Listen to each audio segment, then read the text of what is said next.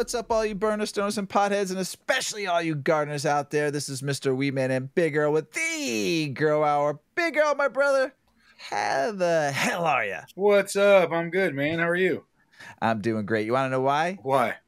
Because we have our friend Terpfi3rd back. What's up, Terp? How you doing, brother? What's good, guys? Stoked about this. Oh, man. So glad to have you back because we're going to be talking about today to flush or not to flush. Is that the question or is that the answer? By Mr. Terpfi3rd here. So, but before we get started on this, we're going to smoke some weed. Terp, in your honor, what are you smoking, my friend? The ego death. This strain has literally brought me to my knees a few times this week.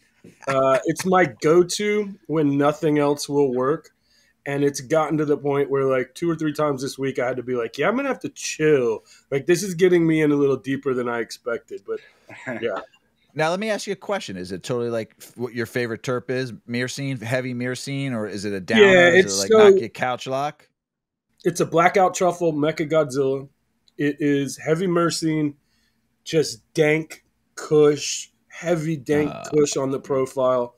I'm coming over. Yeah, it's one of those that like the blackout truffle, it's got all of the blackout truffle profile, but it's got this dense, dank, intense nug structure that really just rounds it off. Like the blackout might be my favorite to smoke, but the ego death is probably my favorite to grow and smoke. Do you push that to hash at all? Oh yeah. Is it? Yeah, it dumps. It dumps. How is it dumping for hash when you make it with hash? What's the experience? It's awesome, but I will say it's when I say this, I've had people think that I'm just bullshitting or fluffing, and it's not really my style. I've had people grow it and come back and tell me that their customers are afraid of it.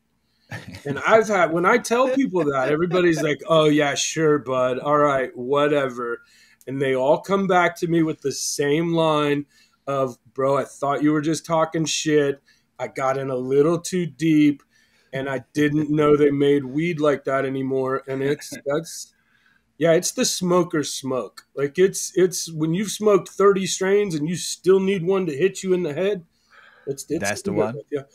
That's my kind. I love strains like that because I love that for nighttime sleepy sleep. Get me to bed, knockout punch. There's not many I get like that anymore. Like Earl just did some bubble gum. The Indiana version bubble gum that knocked me on my ass for sleepy sleep. It was perfect. And those are the strains I look for 10 o'clock to sleep. So that's, and you've been talking about blackout truffle for a while since we've had on the show a couple of times. So one day I have to drive out to you one day and bring some home for nighttime. I'll just get you guys some seeds. You can run it yourself. It's hell yeah. Awesome. I got some germinating right now. Yeah, anytime. Oh, then I got Earl right there hooking it up. That was the pack I picked from you, Terp. I'm doing a run of like everybody we've had on. Like I always tell anybody that knows me, if we deal with each other outside of just casual talk on the internet, if there's anything you guys ever want to run, just let me know. Just point. Literally. I'll take it. Yeah, your catalogs are so freaking cheap. If you go in and you buy every pack, it's so like that's what I did for a ton of lines from you because you do it for so cheap when like people really support. It's awesome. Value.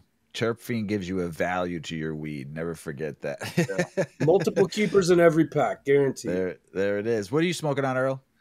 I got the 23, the Drunk Rider 23, and then a little bit of peanut butter breath for the end of the show. It gets me a little eye drop stony. So there it is. Yeah. And I'm smoking the last nug of peach stank. Yeah. My last nuggy nug. I saved the best for last, so I appreciate this one, Earl. This is grown by you, smoked by me. I love it. So thank you so much for that peach stank. So, what's up? Who bred that one? Me. Peach stank. Nice. Yeah, Peachy Keen, which is like my pick of it was a super heavy papaya leaner, but really soft flowers. Not a super good yielder, but I put it to a stanky haze, which is like big ass flowers. Dense for a haze, but not dense, for what we're used to. But just some like a really nice weight, it hits most of the boxes. I would have liked for the papaya to come out. I don't know if you ever smoked the Peachy Keen. The papaya came out heavier in the Peachy Keen than it did in that peach stank. But I have. It's delicious. Peach stank, yeah.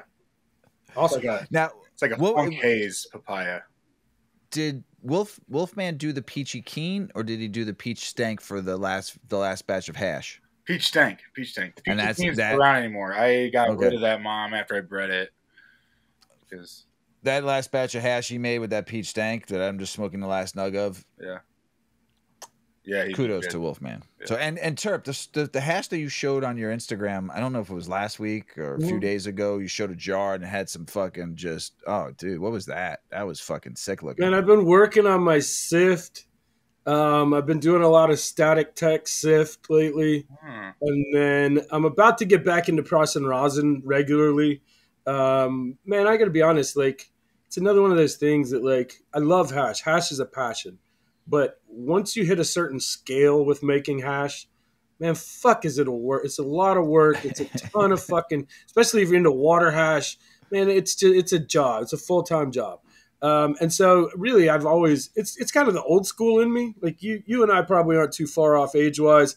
When I first got into smoking hash, not too bad. We're a little bit off, but not, you remember what I'm talking about. When I first came up, it was all you could get was old school pressed dark hash. That's what I get from Jamaica. Right. And once we started getting into like rosin and BHO and like all of this, man, I definitely feel like it's a form of hash that doesn't really get its fair due as much. It's starting to see a resurgence and people are really getting back into it. But I'm still a sucker for just old school pressed Temple Ball style hash. And yeah, that's 100%. Old school hash. I think I've noticed that too. A lot more people are appreciating that and liking, like back in the day, you roll it into flour and stuff, but it's like a bubble hash almost. If you put a lighter up to it and it bubbles, that's like, at least that's what I think of, like that old black hash. You can roll it in a snake. You can sprinkle it on a joint. You can make a patty and put it on top of a joint and just light one end of the patty and smoke it all the way across. Yep. You can do everything. I love when Wolfman makes his tempo balls for us. And when he makes his tempo balls, and what you were talking about a minute, I mean, I know we talked about this last time we had you on about Wolfman's tempo balls. They're just phenomenal. So, but I know we got to move forward real quick. So you're back, and this topic, to flush or not to flush, was really cool because I watched what you wrote, and there was some good stuff going on there. So what is a flush though? Okay, so this is a rather tough question with a rather lengthy answer. Okay, the shortest of it is we want to force the plant as it enters the last stages of its life to use up everything that it's stored. So cannabis is a hyperaccumulator, which means that if you plant it in a field full of nutrients, it's going to suck them up and store them within its tissue. It's part of the beautiful thing about cannabis and hemp. But the problem with that is that's still stored in the plant towards the end of its life cycle. So as growers, our goal is generally, as we're entering that last stage, to make the plant use up everything that it's stored in its reserves. And in order to do that, what we generally do is deplete the medium, which means that we make the root zone almost as devoid of nutrition as we can. So that forces the plant to essentially start to cannibalize itself in a sense. It's using all that stored reserves, and essentially in doing so, in the process of, just turning, what's the word I'm like, photosynthesis. Through the process of generally photosynthesis, it's using all of the rest of those nutrients. So I didn't think, I'm going to be honest with you, man, I've been growing weed for decades now. I never thought that we would be having a discussion about whether flushing is important. And I think, if I'm being just real honest, I think what's happened is that when people hear flushing, they immediately think that we're supposed to spend weeks just drowning our plants. That's not really the goal. Depending on your feed and your medium, and essentially how much nutrition you still have stored in your root zone, the process is to kind of remove it over the last 2 weeks so that your plant has maybe a week of using pure reserves and getting towards that finished state. The reason we do it, the reason it's important, and I think Earl and I have literally said this to each other more than once, that any grower that's had to pull a crop earlier than expected has seen the difference in not getting a true flush. Now, the process of getting there can be very different depending on your medium and your nutrition, what level you're feeding at. You know, it's going to be a lot different for somebody who's running 1,500 ppms in cocoa than it is for somebody who's running in organic soil, but they both need to flush. It's a process that happens because of the nature of cannabis and the nature of the way that it stores nutrients. If you want your weed to burn well and to burn to that perfect white ash and therefore to be nothing left when you're done smoking it, generally getting a good flush in is clutch. Yeah. A lot of it, I think you can just like look at nature. Look at nature outside. At the end of, you know, the cycle of the season, things are dying off. There's less food available in the soil because so much has grown and so much has used a lot of that food. And so, like, I think that's what a lot of people, and it's on here to talk about a little later, a lot of people point to that and say, well, nature doesn't need a flush. And it's like, you know, every single way that you feed at the end of the life cycle, the food is getting gone. The food is leaving the area in nature and in our, it should be in our pots. It's just like a part of nature we don't maybe pay attention to sometimes. Or I think, like you said, people hear flush and they generally think flood it for so long. And it's like, sometimes it's like you've literally been flushing since week 6. And it's like, if you want to get like into, you know, but yeah, how do you, I'm in a cocoa perlite. I like to flush for the 2 weeks, like you said, but my first week of those 2 weeks, I do like a half nutrient. And I run maybe like 20% extra on my feed. You know, my reservoirs go for about 5 days, maybe 4 days instead of 7. So let's be super specific. Let's say you're running a relatively heavy feed and you're looking at your week 8, right? Let's say you go week 8 and it's there and I want to do 2 more weeks, right? Let's just say that's our situation. Let's say you're running into 12 to 1,500 ppm, okay? What I'm going to do on my first week is step down. So I'm going to switch to plain water. I'm going to monitor my ppms on my out, and I'm going to step it down. So you're not flooding the pot. Your first week, you want to use the amount that you would normally use plus a little runoff. You want to clean a little bit of runoff up, right? But you don't want to flood it.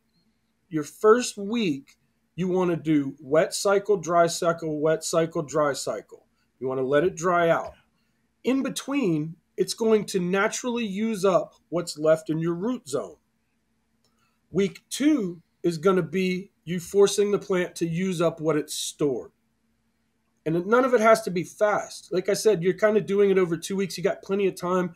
In a week, you're probably going to have 3 to 4 wet, dry cycles. So you've got plenty of time. But by the end of your first week, you should be getting close to lower ppms in your runoff. And then by the end of week 2, that second week, you're going to step it up with a little more runoff. And by the end of that week, you'll be testing tap water. You'll be testing to the same ppms as your tap water. Now, if we're in soil, because it's just as important, and through the course of this conversation, I'm going to both steelman and debunk most of the arguments that have come up in this discussion, because there's a few, and I think most of them are largely nonsensical. The first one is generally that organic plants don't need to be flushed because nobody can exactly explain the rest of this problem. Nobody else can tell me why an organic plant stores nutrients just like a plant grown with salt, for instance, but you can't really tell me why it doesn't need to be flushed. The plant stores those nutrients just like it does anything else. Now, the benefit of soil is if you ran your soil properly through your flowering cycle, you should be close to not a ton of nutrients left in your soil at the end. But if you're top dressing, if you're one of those people that's top dressing all the way through flower, you're still adding more nutrients. This is kind of where having a good eye on your plants and just being able to look at your plants and kind of tell that they're getting huge nugs, dense flowers, your trichomes are ripe, you're getting to the end of flower. but you still want to flush in soil. So I recommend the same thing. And the only caveat, and Earl said he does a half feed. What I will do is occasionally I'll do molasses and water for the first week. But since that's still nutritious, you definitely want to cut that by the end of the second week. What that'll do is it'll increase resin production. It'll generally do the same thing a flush will. It forces the plants, if you're using like bacterial inoculants or anything living in your soil, it'll help to turbocharge all of that, force it to use up what's left. The second week is always going to be plain water, almost to a double runoff of what you're used to. By the end of 2 weeks, if you're in soil or if you're in cocoa or a soilless mix, there shouldn't be anything left. By the end of week 1, your root zone should be nearly non-nutritious. You should be in a situation where you're forcing your plants to use up everything stored. So the next argument is almost always, well, they don't flush tobacco. You don't really hear a lot of tobacco people talking about the finest nuances of their tobacco flavors.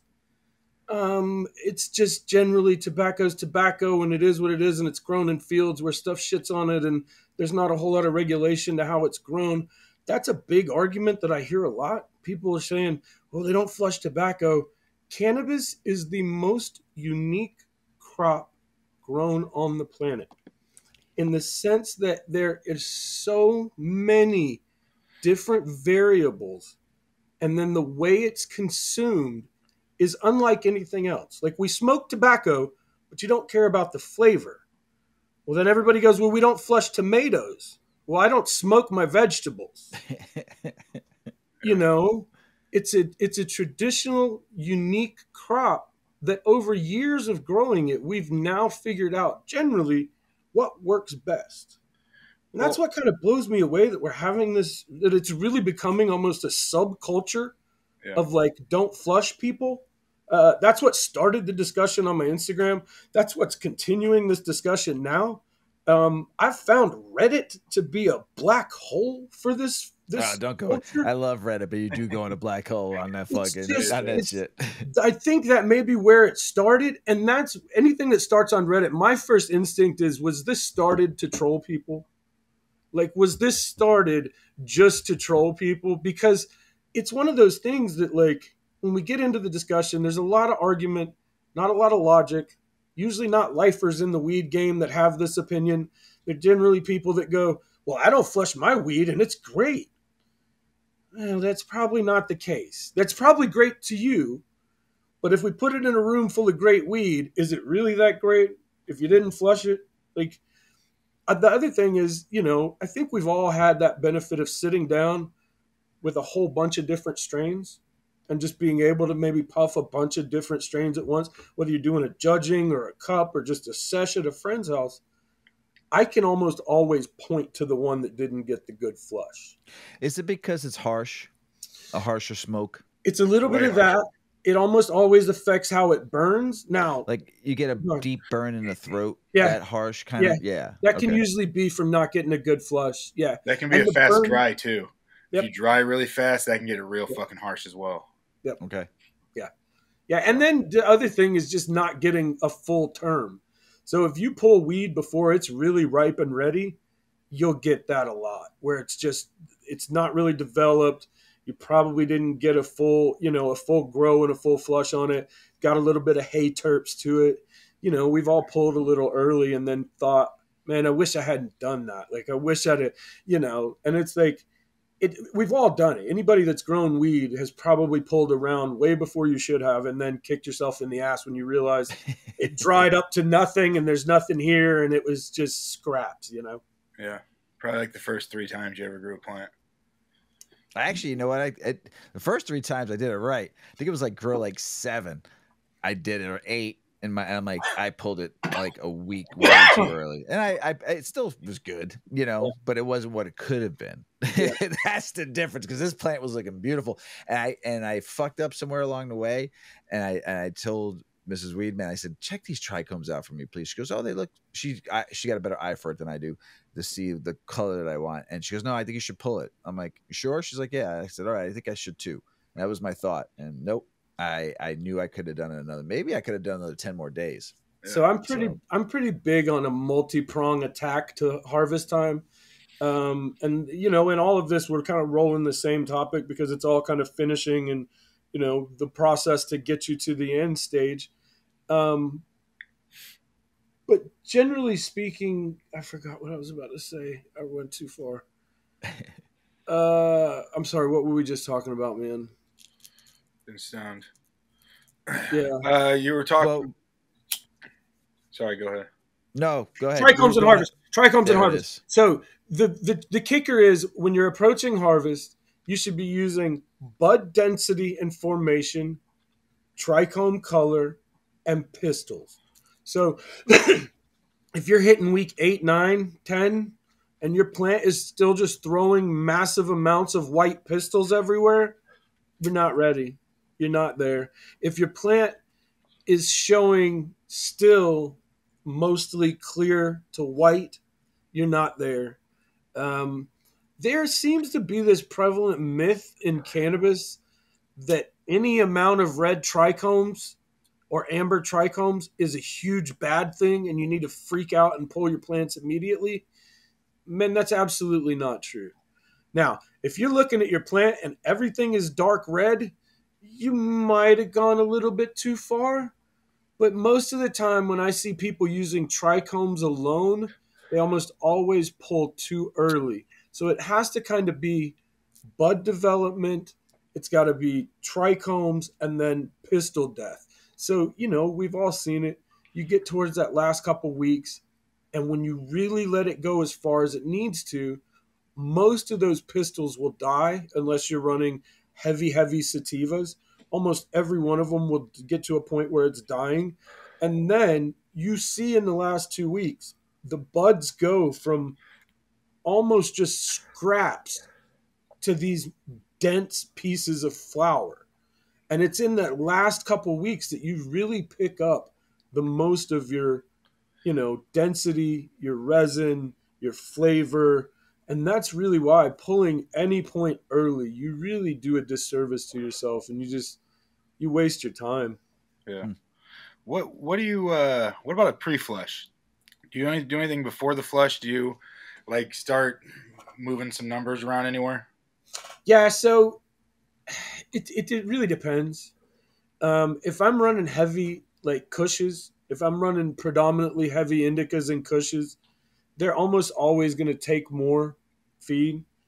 So with stuff like that, and not to mention strains like that are almost always going to hold more nutrients as well. So you're going to need more of a flush. You're going to need more time for it to break down all that chlorophyll. You're going to really need it to use up everything that it's got. Whereas sativas generally are a little bit lighter feeders.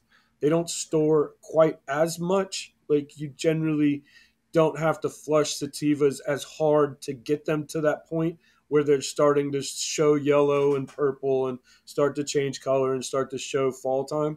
But it really depends on what I'm running. So if I'm running cushes, I almost always run pretty heavily into week 6, 7. Almost all of my cushes will finish by week 9 at the latest. And by that point, they're done. They're almost dying on the vine.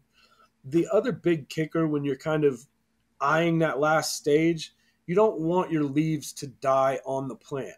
So there's a fine line between them yellowing and then them shriveling up and turning to crispy dust.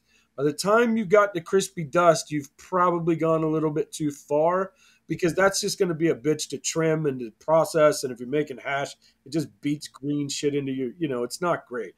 But otherwise, I will kind of taper sometimes around week 7, 8, depending on how quickly I'm trying to get it done. A lot of times I err on the side of a little bit of extra time is not going to hurt anything, especially with the cushes. They don't tend to herm as much. They don't tend to have as many of those late stage problems that I see with more sativa dominant stuff. That stuff you almost always want to watch when you're hitting week 9, 10, 11, because they'll keep flowering and keep flowering and keep flowering. And to be honest with you, man, if you just keep letting them go, they'll eventually start herming too, because they just don't want to wrap up, but they also want to get pollinated really badly. So you'll start to see them start throwing a little bit of dust, and you'll start to see some seeds. So it's the more sativa stuff I have to watch a little more carefully. Yeah. So like week 7 on a 10-weeker, so like 4 weeks early, maybe you start dropping the nitrogen maybe a little bit. And... Yeah. To be honest, I just start cutting the nutrients in general. So like if I'm running hard into like 1,000 to 1,500 ppms going into full mid flower, once I start to see that development taper, you might as well start tapering the newts because they're eating less.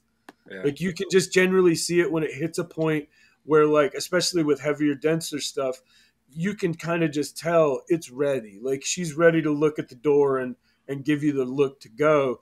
And you just kind of have to, it's a lot of it is perception, just being really aware of your grow, and kind of knowing your strains. And that's why I always tell people, man, as much as we all want to run all of the strains that are out there, sometimes the best thing you can do is pick a couple that you really love and run them a few good times. So you get a really good idea of what they bring to the table, how they perform, how they eat, how they start to look when they get to the end of the line. And all of that's super important, man. Knowing your strains is probably the most important part of growing, because there's little tricks and little things that you can do, but you kind of need to know how your strains are going to perform. Not all strains eat the same as far as like how much they can uptake. Not all strains can perform at the same level. Like I said, when you get into less hybridized stuff, just getting it to produce sometimes can be tough. So when you're starting to look at week 12, and it's still not really giving you the look towards the door, I don't really love to run strains like that, but just simply because everybody in growing, time matters. Doesn't matter if you're running in a tent or if you're running in a massive commercial grow. Time matters. Whether it matters to the utmost and you can take plants for 2 and 3 cycles to make 1 round of weed, that not everybody can do that. So when I start to look at an extra month, that's extra time I could be flowering another round. 2 months? That's great. An extra 2 months is absolutely a wasted cycle. Yeah. So a lot of people look at things like that. And while there may be some cool, sativa that you really, really, really want to run and you're willing to put in that time, most people aren't. Most people look at anything past 8 weeks as, this is really taking up a lot of my space or a lot of my time, and doubly so if it's a commercial grow. Commercial grows are 60 days and out. It doesn't matter if it's ready. They're pulling it early, white hairs or not. They don't care. It's all coming down. So they generally will only run 60-day flat strains. It comes down to preference, a lot of it too. Like I said, cushes tend to eat really heavy. So getting into that like final stage is kind of tricky and nuanced. You do want to kind of taper so that you're not hitting week 8 and you're still at some really high feed point. Because then you've still got 2 weeks to go, and they will freak out sometimes. I mean, it's not as common with sativas, but it's always a persistent issue with anything you're growing. We've all seen it happen. You get to that end, you're ready to cash out, you're ready to call the day, and then something happens, and now you got seeds in all your weed in the last 2 weeks. Planning is everything. Getting to that end stage so that you're kind of prepared for it is really important, and not just waiting to week 8 and then go, wait, I need to flush, Yeah. So why do so many people claim they don't need to flush? I just think it's lazy. Like I think there's twofold problems. I think one of it is lazy. I think it's just people will always want the shortest, quickest route to weed. They don't really want, they don't want to have to do the work. They don't want to have to do the nuance part. I think there is a persistent misunderstanding that organic weed doesn't need to be flushed, because the loudest group of people that I came to find were often people that were growing living organic, living soil. And I think I know where some of it comes from. There was one person in particular in that discussion, and I think she got really upset with me for saying it, for being, but she ran living beds, like soil beds in her house or indoors. You can't flush that. There's a million reasons why you can't flush that. first of all, they're not really built to be flush 9 times out of 10. Second of all, when you're trying to turn around and replant your next round in the same beds, you still need them to be nutritious. So you still either have to go through a cycle of replenishing the soil or getting it back to a functional state. And so the notion is generally that, it's not important. Well, it's still important. It's just that the style that you're growing doesn't really allow you to do it. And I think with some of the organic growers specifically, I think that could have been the issue, is that with so many of them, they turn around and replant into the same beds or the same soil, which is a great process, but you can't flush at that point. I think the other thing is a general misconception about how organic plants feed. I think there's generally a misconception that organic plants don't eat the same type of food that synthetic grown plants. Nobody likes this answer. Your plants cannot tell the difference between organic and synthetic nutrients. Your soil can tell the difference, but your plants can't. The only thing your plants care about is availability of nutrients. That's it. As long as those nutrients are available for the plant to uptake, it cannot tell the difference between organic nutrients or synthetic nutrients. Now, it's when we get into soil health and things like that having an excessive salt situation can be problematic. But that doesn't mean that the plant can inherently tell the difference. It knows nutrients, and are they available? Are those nutrients available for me to uptake? If yes, then they do. It's that easy. And we get it. Organic fucking growers hate that answer. They hate it because they've based a lot of their growing on the belief that the way that they're doing it is inherently safer and that it's inherently better in some way. And while that can be true in some small circumstances, as a broad thing, it is not. It's really not. It does kind of affect how you proceed to the end game. It definitely, there are some very nuanced differences in the way that the process happens, but the plant itself cannot tell the difference. And people don't like that answer because, like I said, a lot of the people that got super pissed with me, even blocked me about this, were organic growers. Now, if you're telling me your goal in organic growing is for everything to be safe, to be as clean as possible, what does it hurt? What does flushing your plants hurt? From what I'm hearing from you, nothing. It hurt. It's absolutely nothing. It's not going to hurt anything in the end. So it's one of those things where I almost argue, if it doesn't hurt and we know for a fact it matters in the end, why not do it? It's not something that's costing you so much water in your water bill that it's now affecting your grow. Like, once again, I think a lot of it is a misconception. When people hear flush, they think that you're supposed to bring biblical level floods to every pot every day for 2 weeks. And that's simply not the case. It's really just about forcing your plant into a nutrient deficient state so that it's forced to use up all of what it's stored.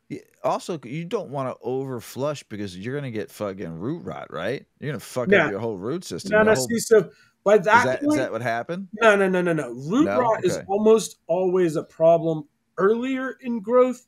And it comes from not having enough roots often in your root zone and then oversaturating your root zone. Once your plants have a full pot full of roots, I mean, you could probably water them almost every day, depending on your medium. Once again, you don't want to do that in soil, but with cocoa, I mean, I could water my plants every day and it probably wouldn't hurt anything. That's what I'm saying, because I grow in soil. So I always thought if you over flushed, and that just sat in there, just fucking. Right. It's not great. But usually by that point, it's less of a problem than it is like earlier in growing. Right. But that's definitely where the distinction comes in. So not only do you not want to use massive amounts of water, but you need those dry cycles. Those dry cycles in between are just as important as they are while you're growing. So you need to have a wet cycle, dry cycle, wet cycle all the way through those last 2 weeks. So you're only actually flushing every other day. Right. Yeah. I think I started doing that like a year and a half ago, 2 years ago, I started that kind of a cycle because I found it a little bit easier. Mm-hmm. And like, because I read, 5 days straight, heavy gallons of water, flushed the shit out of it. I'm like, no, it looks like it just hurts my plant. Yeah. So I talked to Earl and listened to some other people, and I started a 2-week flush, slowly, gradually, 1 day on, 1 day off. And I found it a lot better, I think. I've had to do single week flushes, and I do find those to be a little bit more stressful on the plant. That's why I'm not really a big fan of just force flushing everything in a 7-day cycle or even a shorter span. The goal is really to cut the plant off from being able to eat other sources and force it to use the sources it had. Now, so many people came to me and was like, well, I don't flush, but I cut the nutrients off at a certain point and just use plain water. That's flushing. You're doing the same thing. That's flushing. I think that's 100% almost of the misconception. Yeah. Organic. They have great weed. And they're technically so I've run some, I don't do mostly organic soils or anything, but I've run some hot soils. I've never run into a soil where I didn't have to add something before I got to the end of the flower. Yeah. It could get me through veg, it could get me into flower, but as soon as I started heavy producing flower, like I couldn't get through that without adding something in an all organic soil. It took me, and maybe there's one out there, but when you get that hot, it's too hot for the young plants. So like you end up going through some different stuff. But when you add you top dress or add your food week 5 or 6, and then you only water the rest of the time, that's literally a flush. You don't have to, I think the misconception, like you don't have to flush water through to flush water out for it to be a flush, because it can fucking evaporate. That's where the difference in the water and the fucking feed is. If you're watering salts, the reason you have to have a runoff, because you got to break that salt down and it's got to exit the root zone. Yeah. Yeah, because there's going to be water that evaporates, and you're going to leave those. Yeah, those salts don't evaporate. That food doesn't evaporate. So the water goes, and yeah, some of it's uptaken, but some of it goes. And if you're in like a hard plastic pot, you don't have that as much because you're not evaporating out of the sides. If you're in a cloth pot and you have a lot of air movement down by your pot, and you might need a lot of runoff, or you might need to lower your EC, that's it. But I think almost all of it are organic people, and that's not like fucking organic people, because I love organic additives to weed, but them not recognizing those last few weeks of watering as flushes. You know what it is, man, and I hate to. It's the same as the vegan cult. It's such a lifestyle that they have to preach it, because you have to believe that it's the best in order to do it. And that's the truth of it. I was an 18-year organic grower before I ever picked up a bottle nutrient, right? All super soil.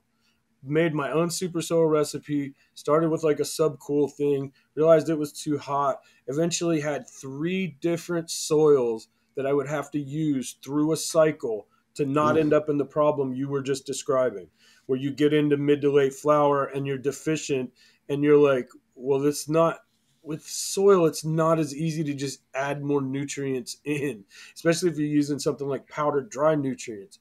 Now, you can go the route of having rotting jars of stuff around your house, making your own liquid nutrients, all out there, and you can do it. But these aren't really efficient or easy ways to grow. It seems like it, because you just go, well, I just got to put this stuff on my plate. Yeah, you had to rot stuff in your house for months before you made that. Like, it's a whole process. And it's not, everybody gets into growing and goes, what's the easiest? So they go to the grow store, they get some soil, they get some pots, and then they realize that organic growing is not the easiest way on the planet. It is an easy way to grow plants. It's not an easy way to grow dank. If you really want to grow heady ass weed, it usually takes people years to decades to put together a soil recipe, to tailor it for specific plants, to make it so that you're not hitting mid-flower and flushing out. Like, it's tough, and it takes a long time to perfect it. It's not easy and forgiving in the sense that if something goes wrong and I have to leave town and I have to leave a friend to run the grow, it's not always easy for them if something goes wrong when I get back to fix that. Whereas if I'm running in salt cocoa with, organic additives like I do, it's simple. My fix is simple. I could leave a trained chimp with a list on how to fix my grow, and I guarantee you they could figure it out. And that's the simplicity of years and years and years of work and tailoring programs and figuring out what works and what doesn't, learning plants. But I see a lot of people that jump into weed and they just grab pots and soil and they think it's going to be super easy. And then they grow weed and they go, nobody wants to smoke my weed. And it's like, growing weed is really, really easy. Growing weed that people want to smoke is much tougher. It's not as easy as people think. And it often takes a long time of trial and error and figuring out what works and what doesn't before you're going to get to that point where people are asking you for your weed, Mm-hmm. Yeah, that's when you're kind of like, sweet, I'm growing good weed. I'm growing weed that people want to smoke. I love that. Oh, yeah. So we talked about a little bit of it, but what else does an improper, other than we talk about the harsh throat, improper or no flush, what else can we expect out of like a flower like that? So usually, to be honest with you, man, it all depends on how stocked up your plant is. So if you're running a super heavy feed and you don't flush at all, man, you're probably not going to have the same sort of flavor that you're going to have with somebody who's able to get a flush. And that's just the nuance of the flavor, the terpene profile, all of that subtlety that we love about the weed that we smoke. It all comes down to flavor. And that's what makes cannabis the most unique plant, is that not only do we care about how it burns, we care about whether it gets us high, we care about how it tastes. And that taste often comes from everything being perfect from start to finish. It's not to say you can't grow decent weed that had stress, but at the end of the day, getting that plant from its very inception to the absolute end of its life cycle and it being as healthy and as happy as possible is our goal. When we hit that end stage, making sure that there's as little nutritive left in the plant absolutely affects our flavor. Now, that doesn't mean you can't do it. That just means if the finest of weed is your priority, if flavor, taste, you put all this time in, you've done all this selection, you've gone through finding strains that matter to you, you've done all of this hard work, why ruin it at the end? Like, yeah.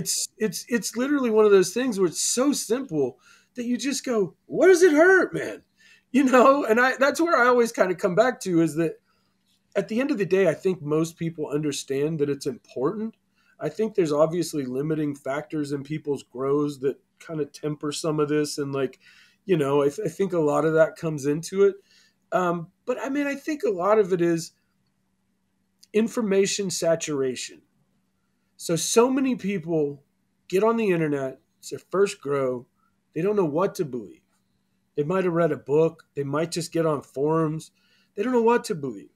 So they just pick somebody and go, this is my guy. This is my guy. I believe this guy. I see he grows good weed. This is my guy. I'm gonna stick with him.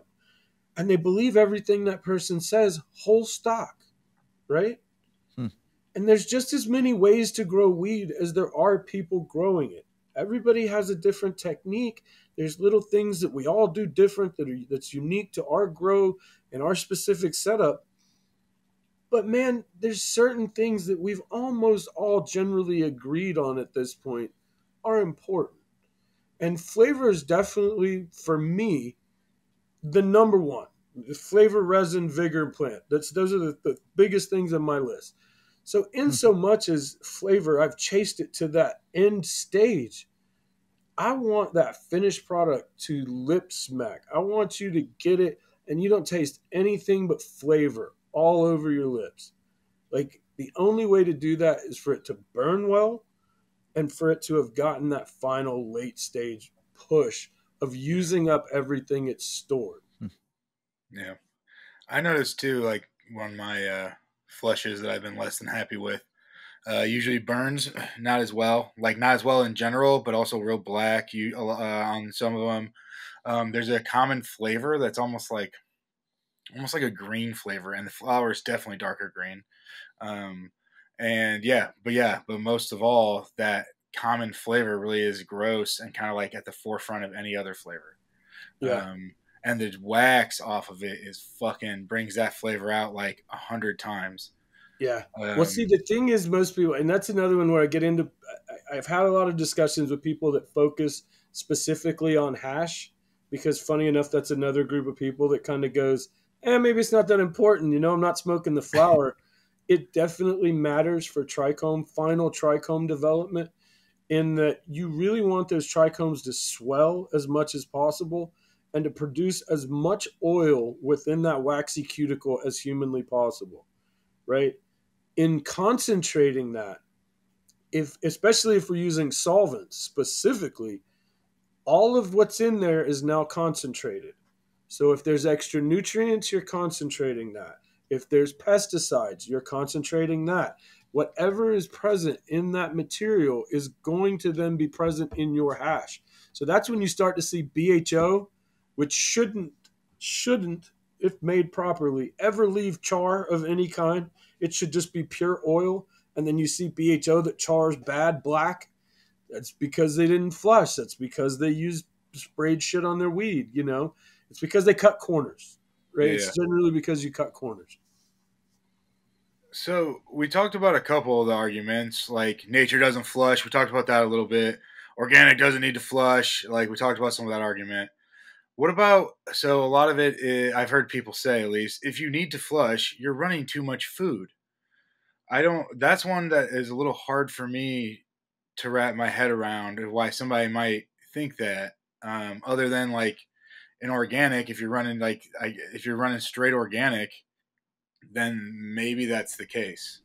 So organic plants uptake just like synthetic plants do.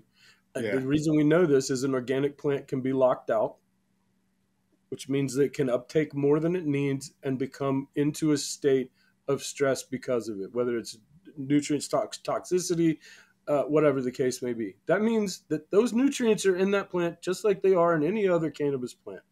The nature of hemp and cannabis is that it's a hyperaccumulator. It accumulates more nutrients than it needs, and it holds it within its plant material. So if your plant is feeding at its most optimum level, you are absolutely going to need to flush. It doesn't matter if you're in soil or if you're in a soilless mix. If your plant is using the optimum amount of nutrients through its entire life, it should still need to be flushed. Now, I guess the big nuance for me would be that in synthetic specifically and in soilless mix, you're obviously going to have more present in your root zone, right, towards the end. That's just the nature of the beast. You're almost always going to have more in your root zone. So the process of getting your root zone neutralized to a non-nutritious point is definitely going to be different. That point is definitely going to be different for soil and for non-soil mixes. But the process is still the same of ridding the root zone of everything that's nutritious and then forcing the plant to use what it's stored. Yeah. This is, I always hate this. This is basic plant biology. This is shit they teach in high school 101 biology classes of how plants store nutrients, how plants photosynthesize, how plants use those nutrients to create energy. And especially with certain plants hold and store more than they need. It's the nature of the plant, whether there's, no matter how it's grown, it's just the nature of the plant. So when we get into bigger arguments about, why, who, where, if you understand just the basics of how cannabis works, we know that it's got more than it needs. So as we get to the end, we don't want that to be there. It's just the nature of trying to kind of hit that end point where you've got plants that have shown color. And usually I say show color because most plants will eventually start to either yellow or purple or red or beautiful fall time colors. And they'll give you a look. Like they'll kind of give you that like, all right, I've kind of stopped producing. And you kind of see swell, and now it's not swelling anymore. That's the point where you start looking at the exit, It's a point where you kind of start looking at like, okay, it's time to wrap up. What do I need to do? Whether that's flushing your root zone or just using plain water through your last 2 weeks and not adding anything else nutritious, it's not that tough. Like it's, it's just one of those things that I think I'm still praying it was a rumor started on Reddit. There's still a part of me that just thinks it's the greatest troll yet, and that there's some kid sitting behind his computer that's just like, we got him to not flush their weed. But I don't know. It just kind of goes against generally decades of basic growing practices, and I haven't really. I mean, I'm still kind of at a loss for like I'm purely science guy. If you come to me with empirical, listen, man, I've been doing this for 20 years and I swear to you it's the best and there's a reason and this is why, I'll listen to anything anybody has to say. But at the end of the day, I go, I've also been doing this for 20 years. I've run and thrown a lot of plants into pipes, a lot of plants.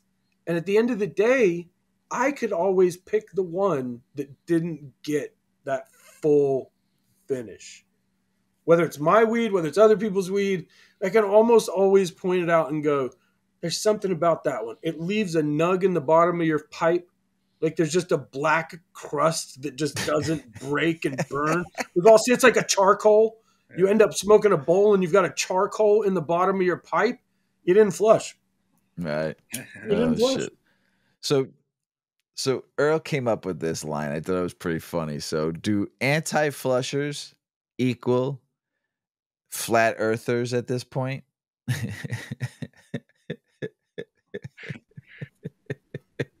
Earl, I thought that was brilliant. Once again, man, I get stuck in. I like to think that people are genuine, and the people. Listen, if you haven't seen the post, I'm sure it's still on my Instagram. I try to leave those posts up for posterity because there tends to be, the comment section tends to be. Comments are the best. It's informative. There's generally a lot of humor. There's generally a lot of like, you're going to laugh. But I always want them to be there because I tend to go back to a lot of these posts. You'll see some of the ones I posted this week are rehashes. They're 2 and 3 years old from memes I made way back. Cliches are cliche for a reason.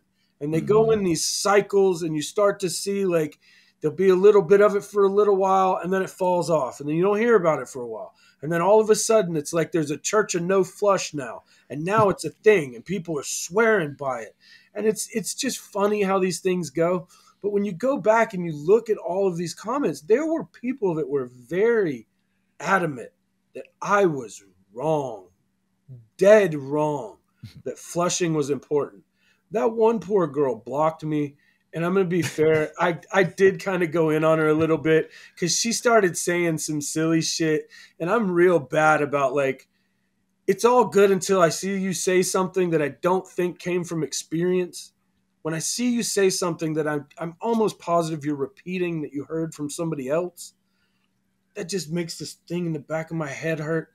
And it's really tough because I go, man, listen, I have experience in this. I'm telling you, we've done this experiment. I've seen it happen. My own 2 eyes. I'm not repeating something I read. This isn't from the internet. This is from decades of just loving plants and putting hands on plants. And my priority being at all time the utmost quality.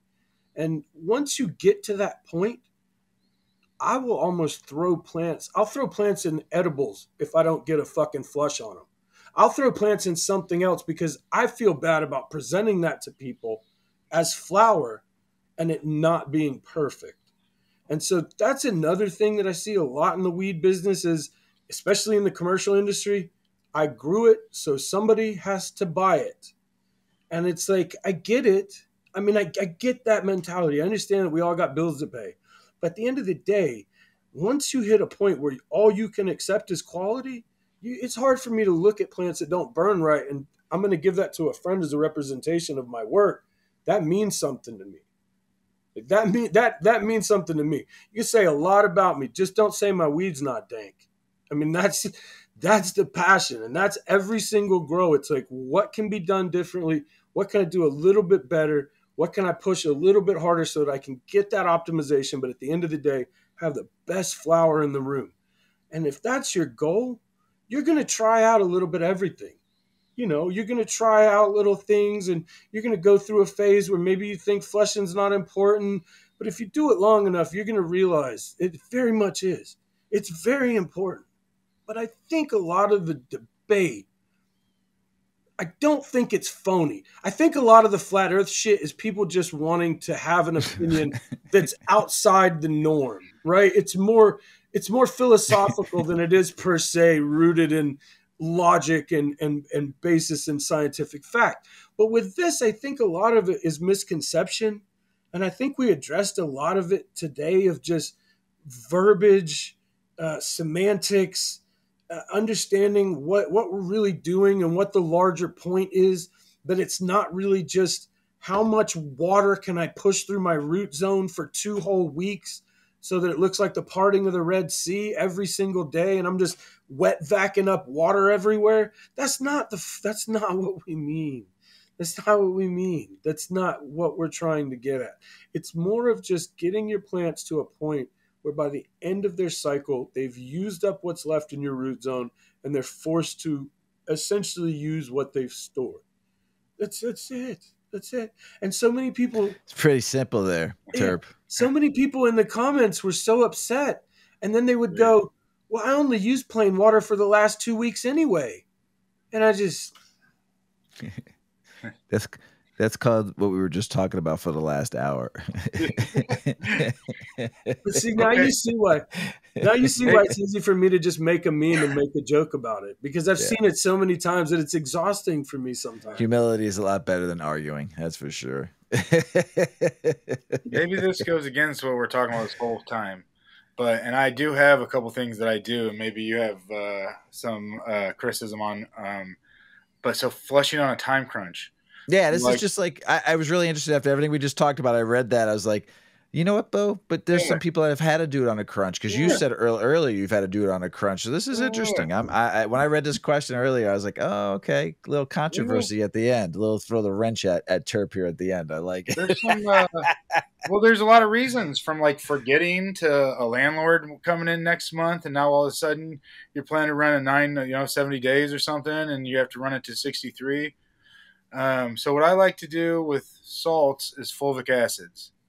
I think that helps a ton. I saw my fastest EC drop out of my water runoff with fulvic acids. And organics, I don't really read the EC much for, but microbial teas is what I've always read. And it makes sense. It gets in, it breaks down. The more it breaks down, the easier it flushes out. Any other ways? I know a lot of people just say extra water, flush it out. We've already talked about how not that. So, but any other ways, any other things you like to do? Yeah, keeping a close eye on your feed, making sure you're not in the 2,000 and 3,000s as you're getting close to that point, knowing conscientiously where you're at through the entire process. So what I'll do is, if I haven't by some weird chance and I'm just floating on happiness and I'm hitting week 7 and everything just looks great and I haven't really had to check it, everything's pumping out heavy, and then I look and I'm at 3K. Yeah, I mean, I poop a little bit and then I flush and then I bring it down to a reasonable number, because you always have to remember there's only so much in that root zone your plants can absorb. So if you're ridiculously high at that point, getting that out is still not going to hurt anything. But kind of monitoring that. Anybody that knows cocoa knows how you fluctuate your fucking nutrients back to even. You just take your feed and flush until your feed comes out. Your runoff comes out the same as your feed. So making sure that as you're getting close to that end point, that's not a problem, is going to ensure that they're going to be able to uptake what they've stored a little bit earlier, and you're not having to spend excessive amounts of time just power flushing to clean your medium out. Once again, that can be a lot tougher in soil, because nutrients in soil generally have to break down. It's not where you can just pour a bunch of water and it's all going to be gone. That's usually not the case. If you've got mixed in nutrients and stuff, it takes a longer time for that to break down and to give. Whereas in cocoa, we're just dealing with a sponge. You can essentially just squeeze the sponge and make it go back to what you want, just like that. But really, knowing your feed, knowing where you're at going into those last couple weeks, and making sure you're not in an excessive feed state in your root zone so that you won't need to really power flush. Let's be honest, 2 weeks is a little it's a little, you know, usually, but as I'm getting close to the end of 2 weeks, I'll maybe go 10 days, because once that's fully flushed your root zone, it's going to use up its reserves within a couple of days, within a wet dry cycle or two, to be honest with you. It doesn't store that much, but getting to that point can be really tough if you still got a heavy root zone. So just keeping that root zone to a even point as you're approaching final stages, you can get it done in 7 to 10 days, no problem. Like I will tell you, sometimes I felt, especially in soilless mix, 14 days is a lot of time. They might start dying on you on day 12. Just being conscientious and being ready to pull at that point, you can get it done quicker. But you really, in order to get it done quicker, you really need to make sure you don't have an excessive amount of food in your root zone. Yeah. I measure my EC, and when it is 0.2 or under, 0.1 or 0.2 over what I feed, I give it 24 hours. As I know I got 1 day, maybe 36. You know, I just thought of something when you said that. I think one of the other big problems with organic growers in this discussion is that there's nothing to measure. So most of organic growing is guessing. It's guessing and praying, and you're hoping you got enough in your root zone, and you hope you get enough each time you feed. There's nothing to measure. There's almost no way to measure other than a soil test, taking a soil sample and sending it for a soil test. There's no way that just in your grow you can just test real quickly and say, there's this much phosphorus, this much potassium, this much nitrogen in my root zone.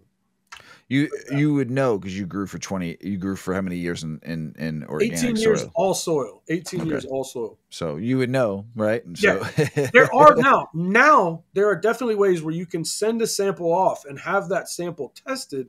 Yeah. But in making decisions in your grow, there's no meter. There's no meter you can get. There's nothing you can, and that's, I'm going to be honest with you. That's why I stepped away from organic growing. Even after a decade or more, 18 years of growing organically, it didn't feel like I was getting proper feeds every time I fed. So I didn't feel like I was optimizing my grow, and I didn't feel gram for gram I was yielding as much as I could, nor did I feel like I was pushing the quality level to where I've been able to get in the system I run now. Cool. Is pH important during the flush? Yeah, definitely. But it's just as important as it is the entire time. I wouldn't really recommend like super high or super low pH specifically. You still want to stay in like a 5.8 in cocoa, a 6.1 in soil, and you generally want to still make sure that that's kind of what you're feeding. And that's another one of those funny things. When you start talking about stuff like that with most organic growers, they don't know anything about pH. They don't know anything about ppms. They don't even know what those meters do, because they're almost irrelevant to them. Like if you kind of generally know that your water is in a reasonable state and you're not in one of those places where you have super alkaline or super shitty water, you'll never need a pH meter. You could probably grow for, years and never need a pH meter. That doesn't mean you're always in the right range, but it's one of those things that like you should know. Like 6.1 in soil is kind of where you want to be, within a point or two, 6.1, 6.2 in soil. And that's going to make sure, once again, making sure that the pH of your soil is always in that range, that perfect range, is going to mean those nutrients are going to be the most available to the plant. It's going to be as optimized as it can to the plant, so the plant can use it as much as it needs and doesn't have excessive amounts that it can't use. Sweet. Terp, man, tell us what's coming down the pipe from you, and tell us, everybody, where we can find you. 6 weeks in Jamaica. No, I'm joking.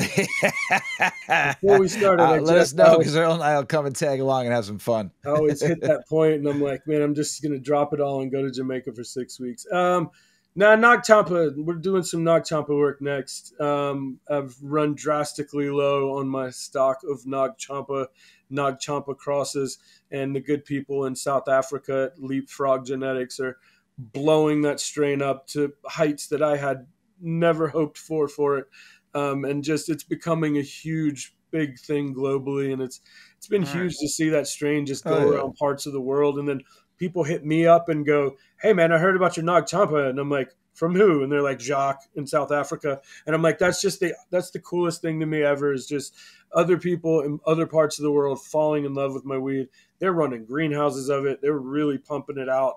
And he's got a cut that just makes everybody's mouth just water and drool, and beautiful black plant with just tons of white everywhere. It's just an amazing one.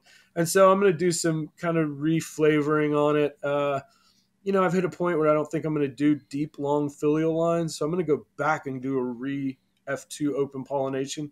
So we're going to bust out some of the original F1s and do a new F2 line, but with as much variety as we possibly can put in the line. So maybe, a handful of males and a handful of females. So doing all the selections for those now, and then hopefully by the end of the year, early next year, we'll see how it goes. Sweet. Love it. Terp, we appreciate you coming on again, man. What is it, 7 times, 6 times? Fucking Jesus. Man, we're starting to rival Growcast, man. I've done his pod a ton. And man, thank you guys so much. Like I said before, I've kind of gotten away from doing my own. I'm going to get back to doing them, but I always love these, and just getting to chat with you guys and with other passionate weed people. It's my passion. It's what I love.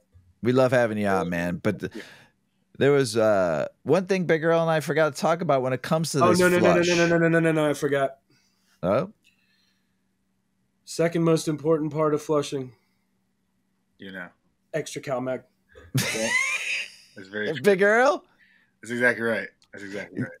Big Earl said it. Everybody out there in the world, we love you. Don't forget the CalMag. Peace!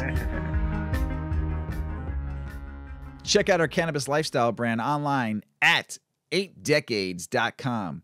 Our custom smokes and accessories are perfect for your coffee table, bedroom nightstand, or kitchen counter. They're designed for you to show them off.